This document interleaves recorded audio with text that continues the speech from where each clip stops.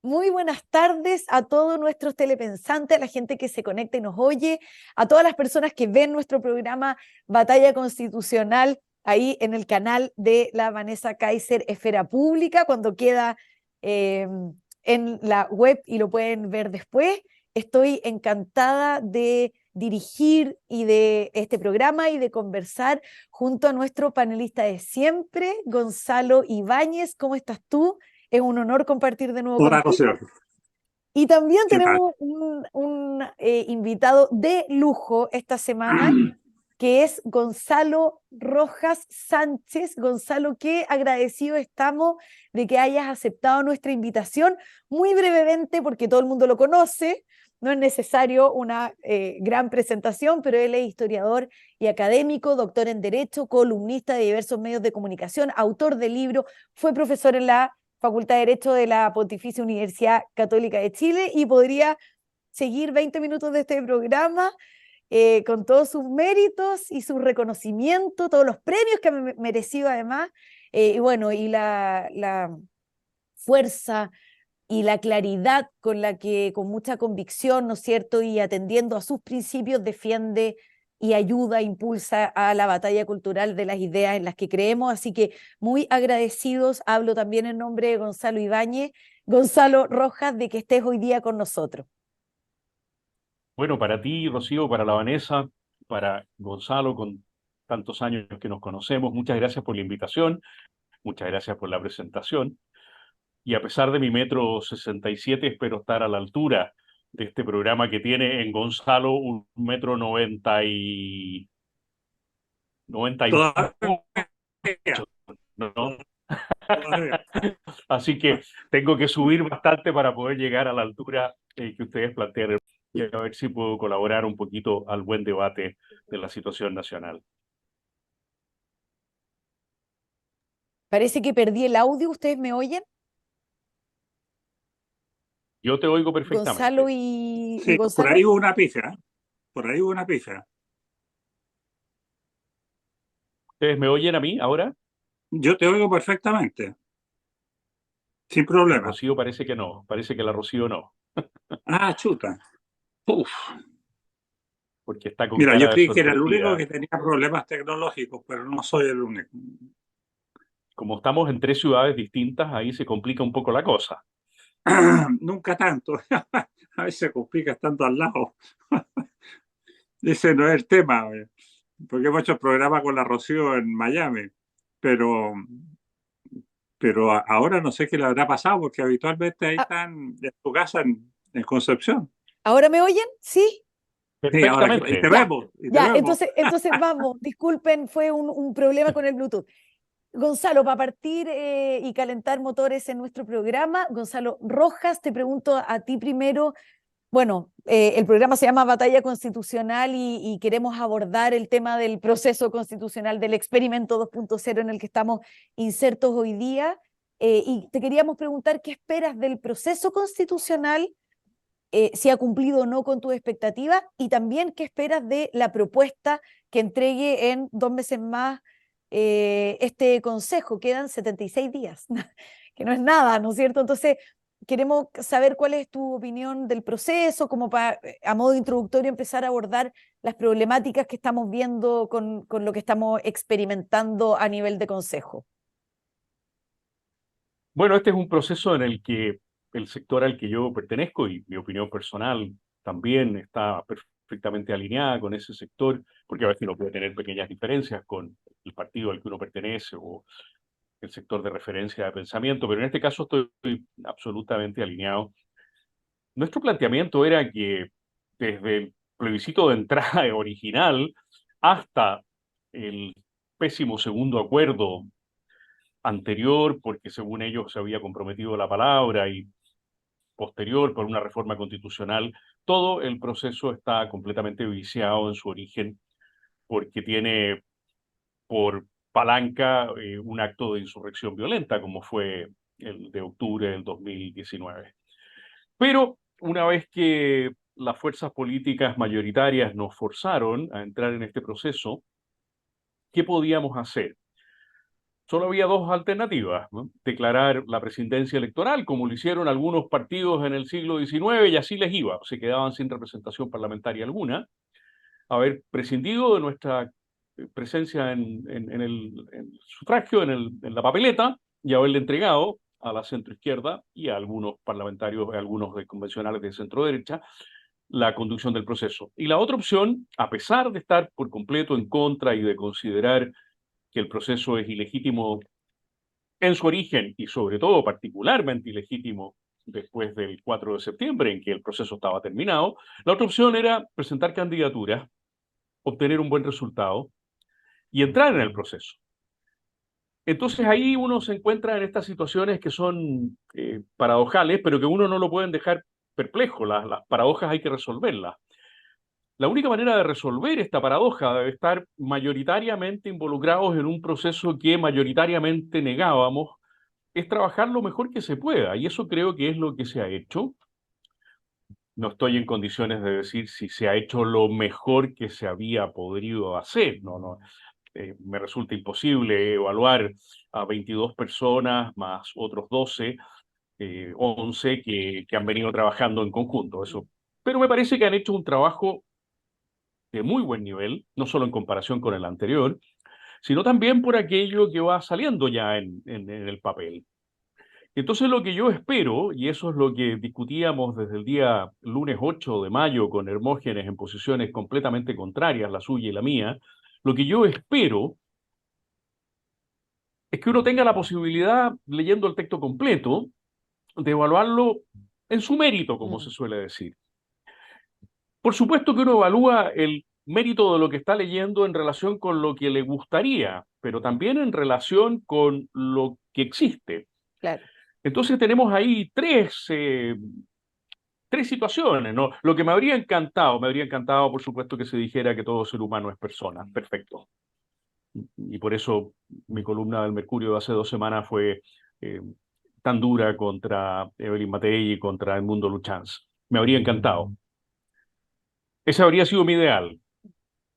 Tengo por otra parte el texto actual que dice que la Constitución protege la vida del que está por nacer. Y tengo un texto propuesto que habla del quién. Bueno, me parece que no es el ideal, pero que supera la situación actual. Y creo que así va a haber que proceder respecto del texto artículo por artículo y en su conjunto. El problema del artículo por artículo es que uno va a echar de menos algunas cosas y le va a parecer que otras no corresponden al nivel constitucional o su contenido no corresponde a lo que a uno le gustaría. Pero estamos hablando me pongo la cifra, la invento, ¿no? De 200 artículos. Si uno tiene en 200 artículos 5 objeciones, 190 adhesiones y echa de menos 5 cosas, me parece que los números, si estamos hablando de cuestiones que en su mayoría son muy discutibles, hay otras que son muy fundamentales, que los números ojalá lo inclinen a uno a decir voy a votar a favor, porque aunque hay 5 cosas que no me gustan y hay 5 que echo de menos, insisto que estoy hablando con números bastante aleatorios, ¿no? Hay 190 que me satisfacen. Y me satisface la arquitectura general, me satisface el sentido de futuro que el texto da, lo prefiero al texto actual, y lo dice un pinochetista. Eso es lo que tenemos que saber valorar en el momento que terminadas las instancias de negociación, votación entre el Consejo y la Comisión de Expertos, terminadas esas instancias, tengamos el texto. Ahí hay que valorar. Y por eso, desde el día 8 de mayo, les decía, tuvimos esta diferencia de opiniones con Hermógenes, porque desde el día 8 de mayo Hermógenes llamaba a votar en contra, incluso en un programa que estábamos con Johannes. Hermógenes dijo, no, si Gonzalo Rojas está por votar a favor, yo me paro, tráiganme el bastón, por favor, porque me voy de este programa, con el sentido del humor que Que lo tiene Hermógenes, caracteriza, por claro. supuesto. Es su manera de plantear las cosas siempre irónica. Y nos fuimos distanciando por eso, porque a mí lo que me parece que la prudencia, que es la virtud fundamental para regir los actos públicos, para regir todos los actos humanos, pero en particular los actos públicos, la prudencia indica que uno tiene que trabajar todo lo posible para, y después leer el texto en conciencia y pidiendo consejo, determinar cómo va a votar. Así que espero que el trabajo termine lo mejor posible, con todas las dificultades. Aquí estamos frente a probablemente 34 demócratas o 33 demócratas y 17 personas con mentalidad totalitaria, y eso no tengo ningún problema a decirlo. Es muy difícil para 33 demócratas trabajar con 17 personas que no tienen mentalidad democrática, que lo único que están haciendo es bloquear todo lo posible y dejar constancia semántica de, ¿cómo lo llaman ahora? Regresos No, incivilizatorios, retrocesos. Retrocesos. retrocesos incivilizatorios, la nueva fórmula de Camila Vallejo y del Partido Comunista. Entonces, a pesar de que el proceso tiene estas dos piezas que no pueden calzar 33 personas de mentalidad y de ejercicio democrático con 17 personas de mentalidad y de ejercicio con tendencia totalitaria, porque eso es lo que realmente hay al otro lado. Aún así, tengo esperanza que ejerciendo el derecho de las mayorías se logre un texto que pueda resultar, para mí personalmente. Otro problema es si vamos a lograr cambiar las encuestas, pero que para mí, en conciencia, sea aceptable y mejor que el actual. Sí, Gonzalo, mira, yo estoy completamente de acuerdo contigo respecto de cómo se ha llevado a cabo el proceso, en que a pesar de que había una diferencia, o sea que no son comparables con el experimento 1.0, no son comparables de ningún modo, tenemos voces, las voces mentirosas de siempre que intentan asimilarlo, ¿no es cierto? Indicando que ha sido un proceso partisano, que identitario, que se ha parecido tanto. Bueno, pero eso ni siquiera detengámonos ahí porque esas son las mentiras de siempre. Yo estoy de acuerdo en que el proceso ha sido un proceso serio, ha sido un proceso en que hemos visto cómo han trabajado. Estoy súper de acuerdo con eso. Respecto de la propuesta constitucional, yo también soy de la idea en que a pesar o sin perjuicio de que existen argumentos que son sustantivos, como los de Hermógenes Pérez de Arce o los de tantas otras personas que ya están inclinados por votar rechazo y que les encuentro, o sea, encuentro que tienen argumentos que son válidos, que son discutibles, creo que lo prudente es esperar hasta tener la propuesta lista, terminada y conscientemente leerla y como dices tú, bueno, para las personas que no son abogados y que tal vez se les hace un poco más engorroso revisar norma por norma, informarse correctamente, responsablemente para poder definir el voto. También quiero agregar que pudiera existir o existen normas que son mejores incluso que las que tenemos hoy día o normas que complementan la constitución vigente, ¿no es cierto? Y estoy pensando en las contribuciones que podemos discutir si es propio de una norma constitucional o no, pero en la que yo estoy muy de acuerdo en que esté en la constitución hoy día, porque bueno, las cartas fundamentales también son hijas de sus tiempos, como se señala, y respecto de la previsión y respecto de las contribuciones, yo estoy completamente de acuerdo que estén ahí. De hecho, en el experimento 1.0 habíamos propuesto no solamente que se atendiera o se regulara expresamente las contribuciones, sino que se prohibiera todo impuesto al patrimonio, que incluía no solamente el impuesto territorial, digamos. Así que creo que hay algunas normas que pudieran estar configuradas de modo más adecuado que lo que tenemos hoy día. También pensando en el sistema político. A mí me parece que tener un mínimo de 5% de representación para que se obtengan definitivamente los escaños en el Parlamento viene a solucionar un fraccionamiento que lo que ha traído aparejado es principalmente ingobernabilidad a nivel de Congreso y a nivel del Poder Ejecutivo. Así que a mí me parece que hay normas que son adecuadas, que están bien, pero estoy ahí esperando a ver en qué termina la propuesta constitucional. ¿Por qué? Y aquí quiero preguntarte, Gonzalo Ibáñez, ¿cómo ves tú el tema de los límites, de los bordes? Porque es cierto que son 12 bordes, ¿no es cierto?, que están incluidos en nuestra Constitución vigente y que fueron objeto de la reforma constitucional que habilitó este proceso. Hay bordes que son muy sensatos, obviamente, pero hay otros que preocupan, y el que más preocupa es el de el Estado Social y Democrático de Derecho. También ahí relativo a los derechos colectivos indígenas, que es una norma que hasta el momento está aprobada. Vamos a ver qué es lo que pasa en las siguientes etapas del procedimiento para formar esta ley suprema. Entonces, la pregunta en concreto, Gonzalo Ibáñez, y después Gonzalo Rojas, para que tú también opines sobre esto, es cómo nos hacemos cargo de los bordes y principalmente del Estado Social y Democrático de Derecho, porque en nuestras manos, claro, neutralizando o regulando expresamente la libertad de elegir, en que uno pudiera neutralizar el Estado Social y Democrático de Derecho poniéndole ingredientes del Estado subsidiario al final, pero en manos de la izquierda que todos conocemos, que son mentirosos, que van por una agenda ideológica sin mirar atrás, que tienen además acciones tácticas, ¿no es cierto?, que hacen que muchas personas pisen el palito. Bueno, ¿cómo ves esto de los límites y de los bordes? ¿Son o no una red flag para decidir qué hacer con la propuesta constitucional una vez que esté terminada o no?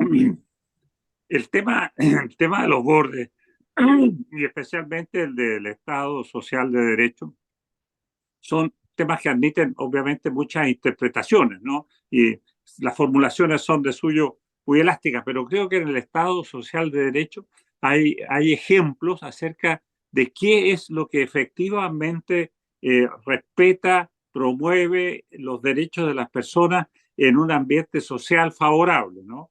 Mira, eh, tanto Gonzalo Rojas como yo hemos hecho buena parte de nuestra vida en las universidades, en la educación superior, de nuestra vida profesional, llamémoslo así.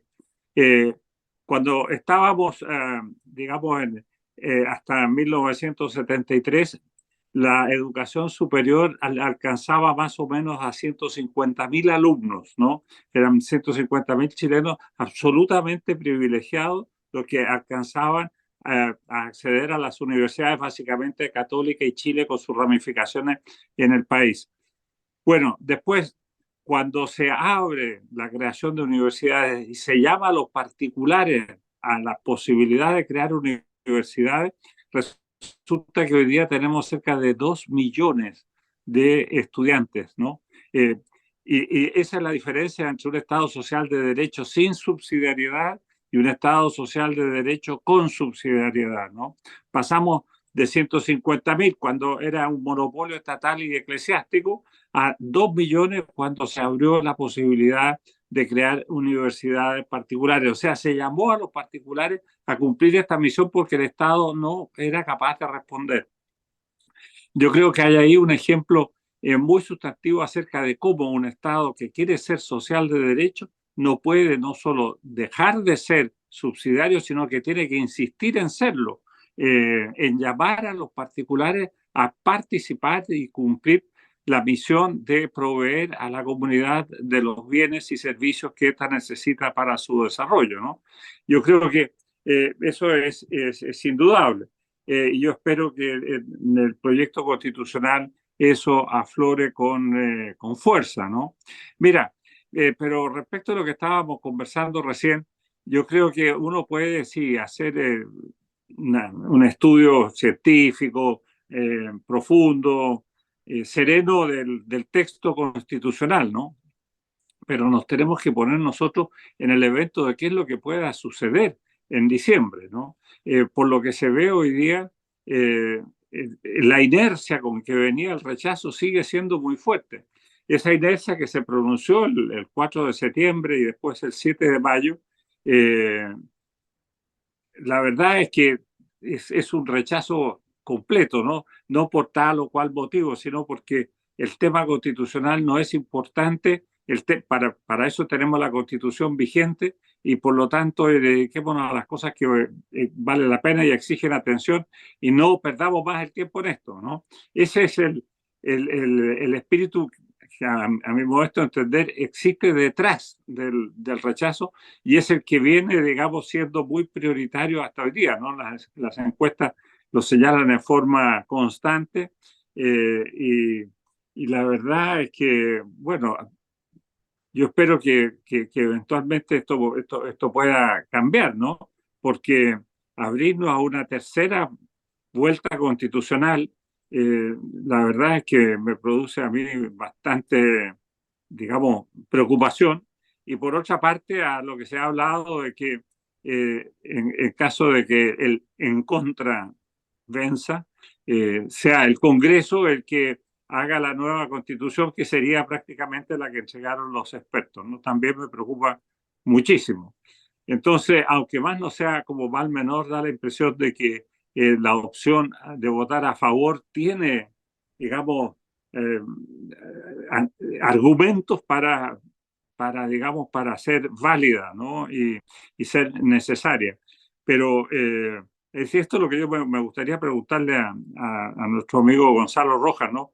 ¿Cómo ve él el trabajo hoy en la perspectiva de una salida que es, por lo que se está viendo, muy aleatoria y respecto a la cual no valen tanto los argumentos profundos? Mira que está el artículo cual, está el artículo de más allá, sino que simplemente es un agotamiento de la opinión pública frente al tema constitucional que la lleva no solo a votar en contra, sino a ni siquiera a revisar lo que haga el Consejo Constitucional hoy día. Y agrego a la pregunta de Gonzalo Ibáñez el pensamiento, la reflexión ciudadana de las personas comunes y corrientes a las que no les interesa este tema, también la reflexión de, oye, yo ya voté, yo ya les dije que no, y esta gente siguió. Y ese pensamiento, en mi opinión, igual tiene harto poder, porque el ego es más o menos transversal, lo hemos exacerbado en la clase política siempre, digamos, o fue lo que aprendí ahí en la convención, que tienen un ego pero impresionante, no todo, pero la gran mayoría de los políticos, pero la ciudadanía también. Entonces, oye, yo voté y les dije que no y siguen tonteando, dicho con otras palabras, me imagino lo pensará la gente, pero siguen tonteando en esto, que creo que también se subestimó en su momento, pero hoy día ya es una realidad y hay que ver cómo avanzamos. Entonces, Gonzalo, todo tuyo los micrófonos. Con relación a todo lo que ha dicho, tan bien dicho Gonzalo, sin duda que el esfuerzo comunicacional va a ser decisivo, porque los naipes ya se han comenzado a barajar de manera diferente. O sea, muchas personas que votamos rechazo, hoy estamos inclinados a votar a favor. Y muchas personas que votaron en contra están inclinadas, perdón, y que votaron a favor la vez Aprueban pasada, eso. están apruebo, perdón, había olvidado la palabra, maldita palabra. Personas que votaron apruebo hoy día están inclinadas a votar en contra. Entonces, primero hay que partir de la base que no hay continuidad entre los dos procesos en cuanto a al punto de partida del electorado, cosa que habitualmente, por ejemplo, en una elección municipal o parlamentaria en que uno elige representantes, hay una gran base de continuidad. Uno puede decir, mira, en este distrito habitualmente el PPD saca el 14%, se mueve entre el 12 y el 16%. Me explico, ¿no? Y tú puedes ganar por aquí, ganar por allá, en un contexto de votación con las mismas reglas, ¿no es cierto? Voto voluntario o voto obligatorio. Con el voto obligatorio se cambió todo. Pero en este caso, tú no tienes esa masa, que quizás sería un poco ofensivo llamarla cautiva, pero por lo menos de adherentes potenciales, cercanos, que es propia de una elección de representantes. En este caso, se baraja el naipe por completo y entonces estoy convencido que la campaña comunicacional va a ser muy importante para el modo en que las distintas cartas de la baraja se coloquen en uno o en otro lado, en una o en otra posición. Y comparto absolutamente con Gonzalo, no se trata de venir a explicarle a la gente sutileza. Yo me imagino, y para eso publicistas hay geniales, que sean capaces de hacer un cuadrito con 6 cosas nada más. Esto versus esto. Esto es lo que podría quedar mejorando a esto que tenemos o a esto que ha sido lo que han propuesto otros. Si hubiera 5 o 6 cosas difundidas y no moverse de eso, y esas 5 o 6 cosas fueran realmente importantes para las personas, algunas de naturaleza más moral cultural, otras de naturaleza más social económica, alguna de naturaleza política, como por ejemplo la reducción de los parlamentarios. Creo que ese es un tema que da una buena señal. Con 5 o 6 cosas comunicacionalmente podría haber posibilidad de que todo ese segmento de las cartas de la baraja que está todavía flotando en el aire caiga en el lugar adecuado. Eso en cuanto a las expectativas.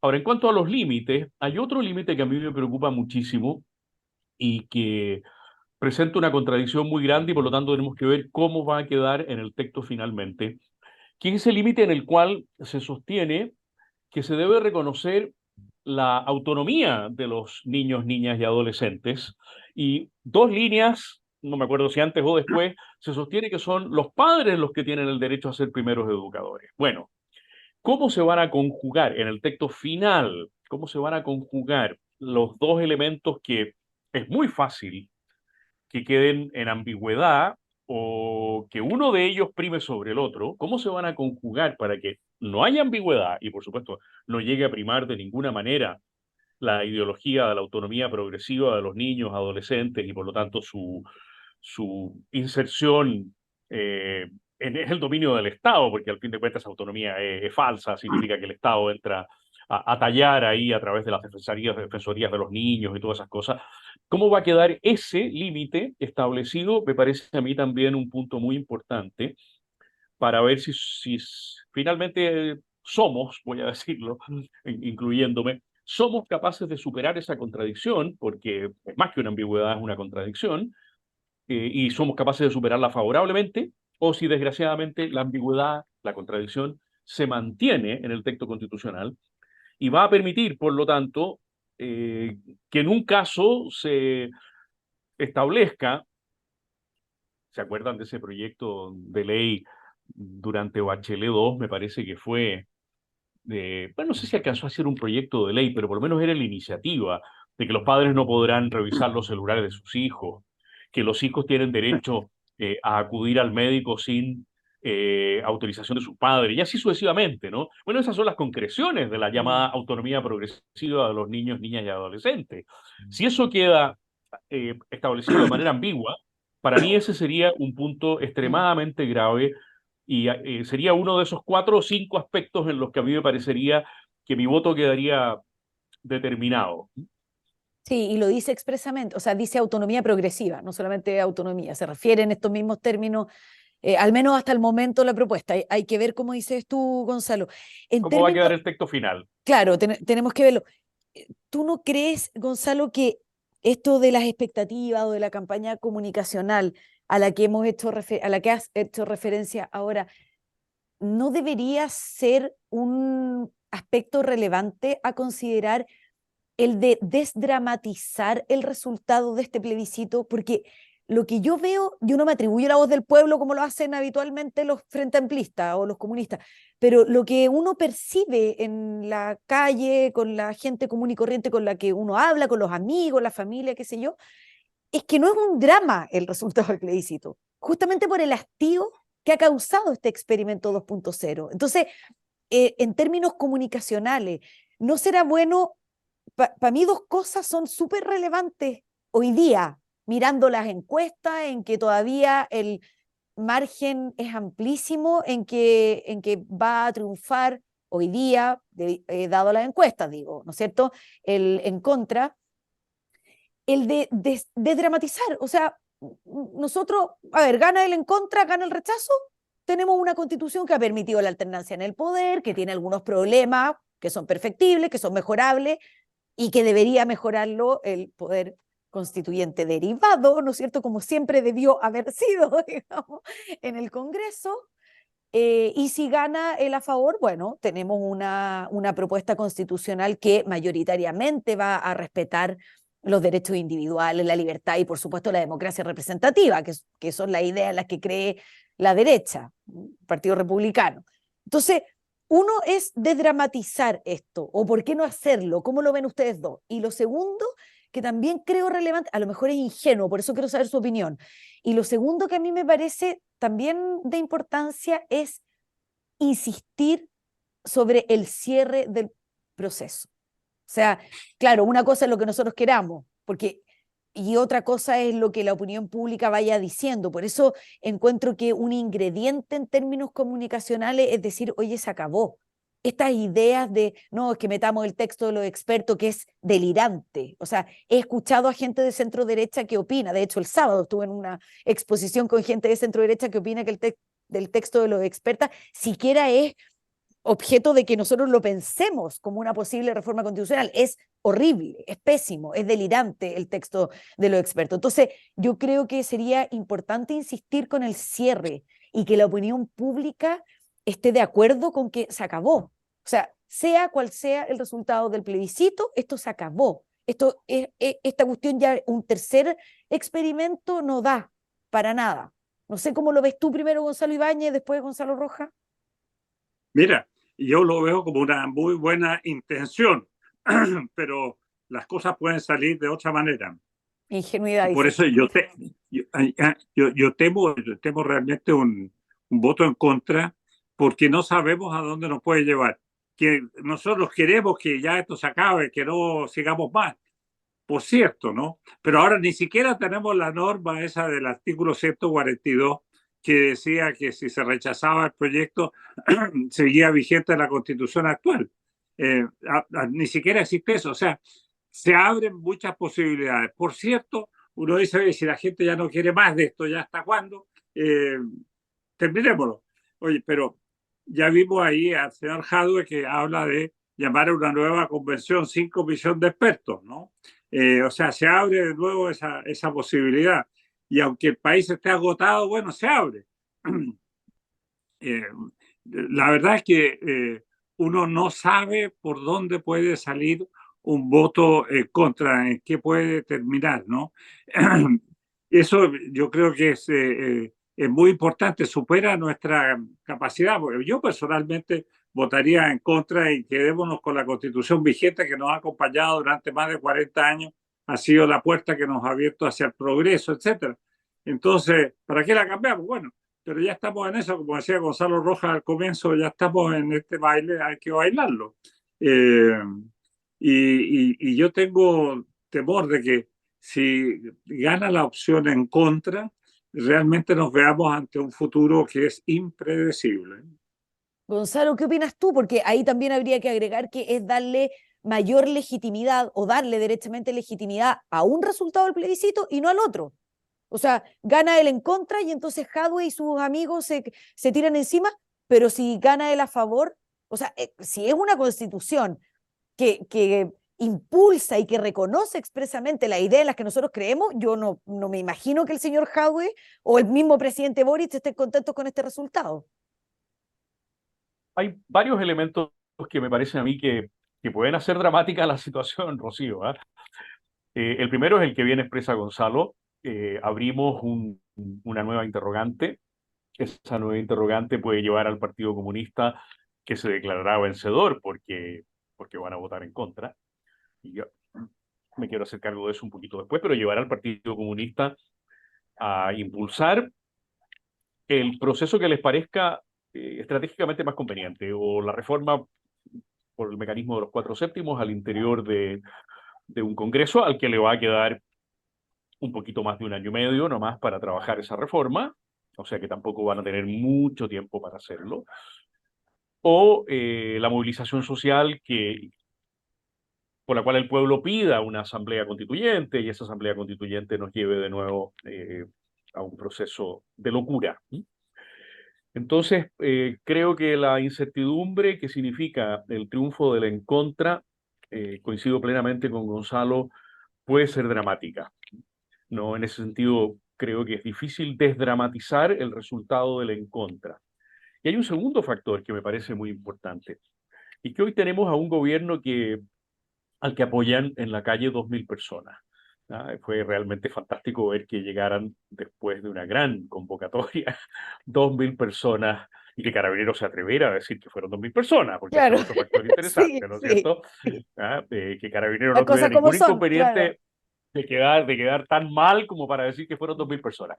Un gobierno que tiene un porcentaje bajísimo de aprobación, un gobierno que no da pie con bola, que se equivoca prácticamente en todo, que está metido en el súper enredo de los convenios, en fin, y un gobierno que tiene por su izquierda al Partido Comunista reformulado, reformateado, que tiene por su derecha un socialismo incómodo, que tiene un Frente Amplio en disolución, tratando de... Ese gobierno se puede repotenciar en su ánimo y en su imagen pública con el triunfo del en contra. Y ese es un drama. Ese me parece que es un drama porque en política cuentan las personas, cuentan las ideas y cuentan los estados de ánimo. El estado de ánimo del gobierno, me imagino que cuando el presidente Boric volvió de saludar a la gente ahí, a sus enfermorizados partidarios, a su oficina en La Moneda, tiene que haberse tomado la cabeza a dos manos diciendo, pero qué mal estamos, vamos de mal en peor. Si es que tiene alguna capacidad para eso, estoy partiendo de la base que la tenga, ¿eh? Estoy siendo benigno con él.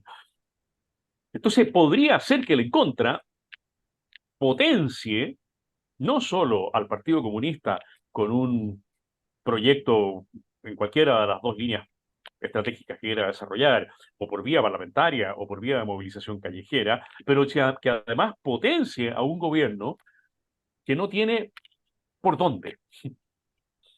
Y si desgraciadamente encontrara esta ventanita para repotenciarse, a mí me parece que eso sí que sería dramático, Rocío.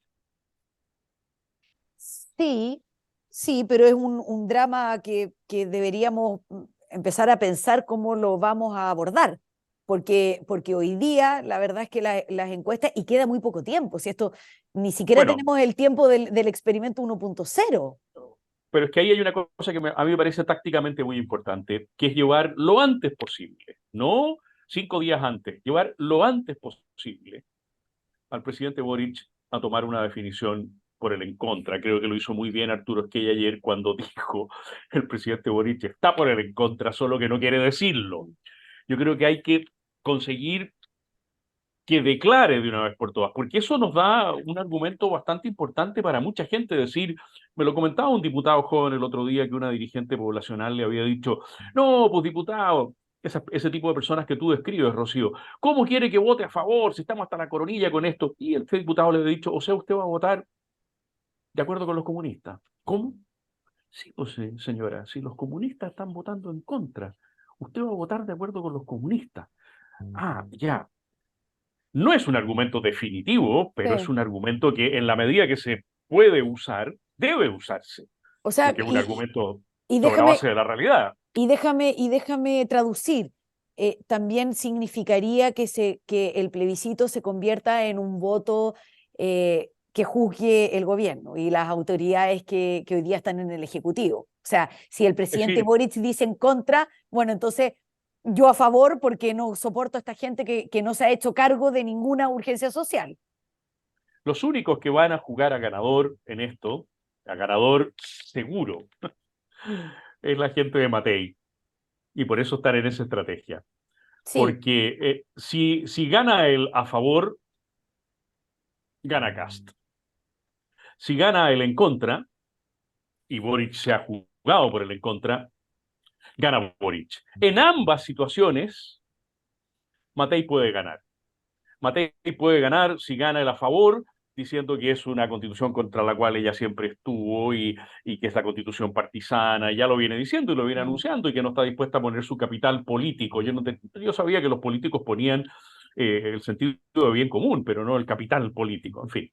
Y si gana el gobierno de Boric, ella se constituye inmediatamente en la figura de referencia porque el derrotado es José Antonio Cast. Pongamos las cosas así en sencillo, ¿no?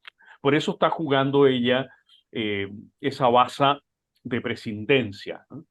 Esperando, creo yo, que al gobierno le cueste muchísimo definirse y que la definición que ella tome tenga que ver, al fin de cuentas, con lo que indiquen las encuestas a última hora.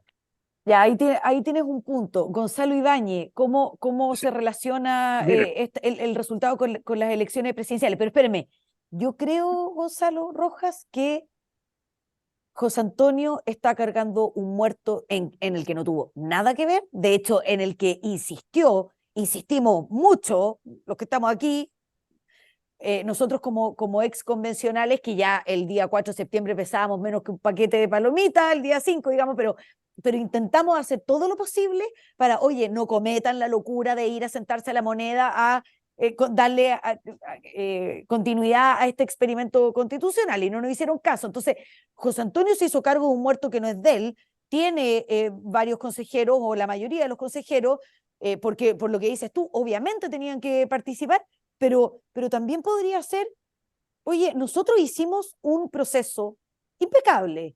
Aquí no hubo gente votando en la ducha, la presidenta del consejo sobria, ¿no es cierto?, impulsando esta cuestión conforme a las reglas que se dieron y que están ahí en la Constitución, o sea, lo hemos hecho impeque.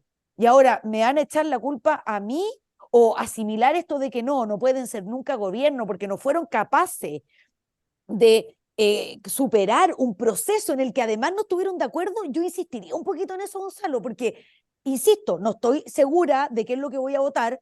Si, voy a votar a favor si es que me parece que la propuesta final está bien, pero conversando todo lo que hemos conversado en estos minutos, pucha, digo, a José Antonio, eso es lo que quiere la izquierda y eso es lo que quieren muchas personas de Chile Vamos, ir a que este plebiscito sea o es Kast o es Boric y sale ganando Matei, con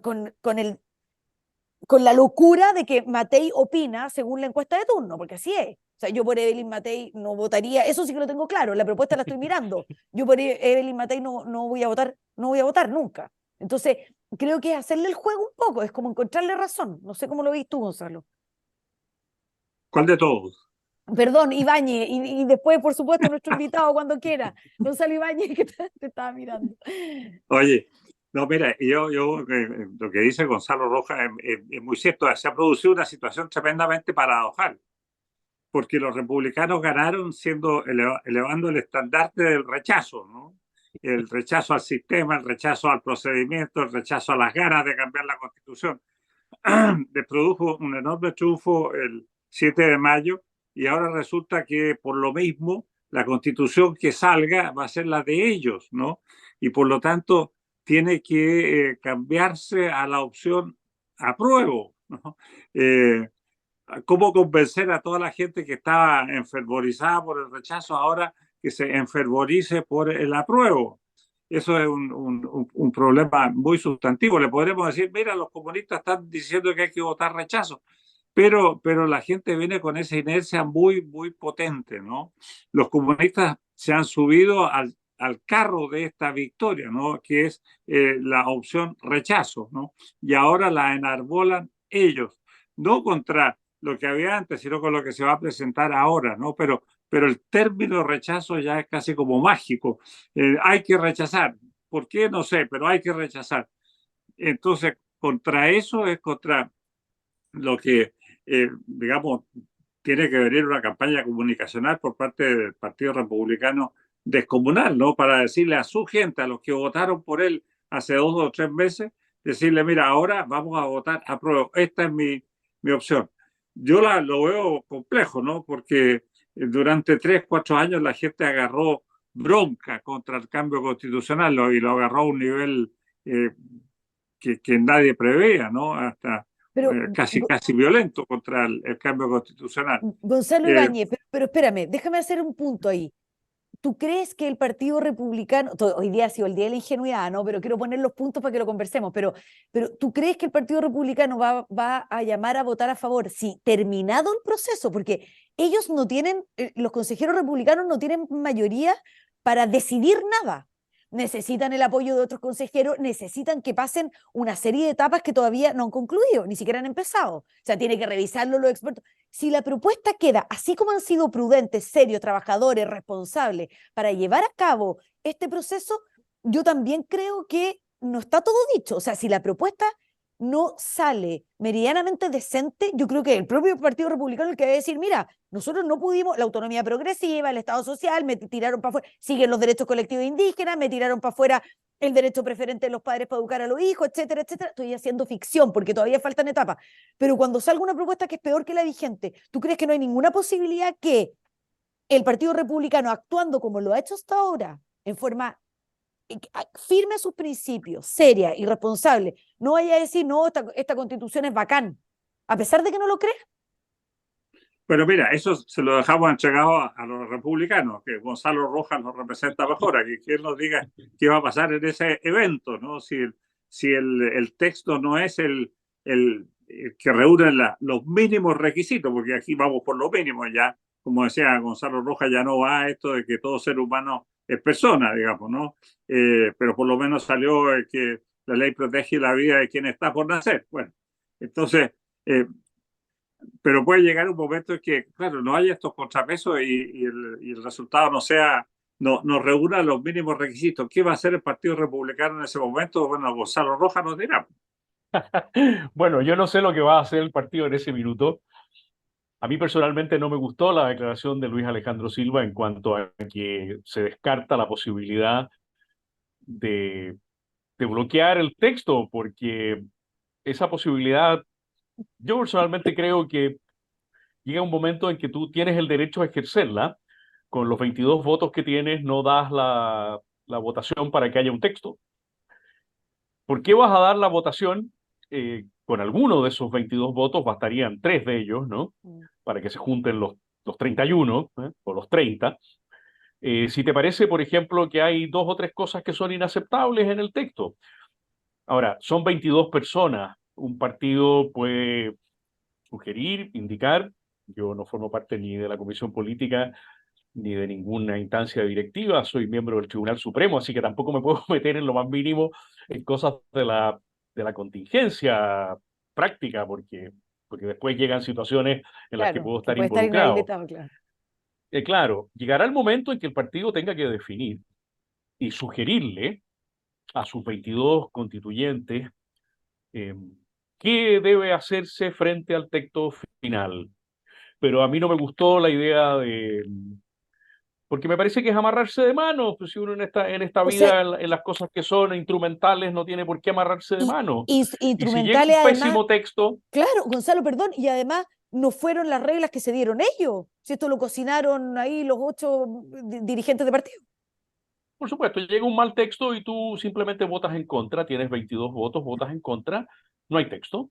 Es una posibilidad que se ha venido comentando, no es la que yo estoy promoviendo, no es la No, claro, posibilidad que me gustaría. claro. Me encantaría que el texto fuera magnífico, que 33-17, para que queden claros, que 2 tercios estuvieron a favor y 1 tercio ideologizado y con tendencia totalitaria se opuso a todo, y que ese es el texto propuesto y que con una buena campaña comunicacional pudiéramos ganar. Caramba, la cantidad de cosas con las que uno se ilusiona.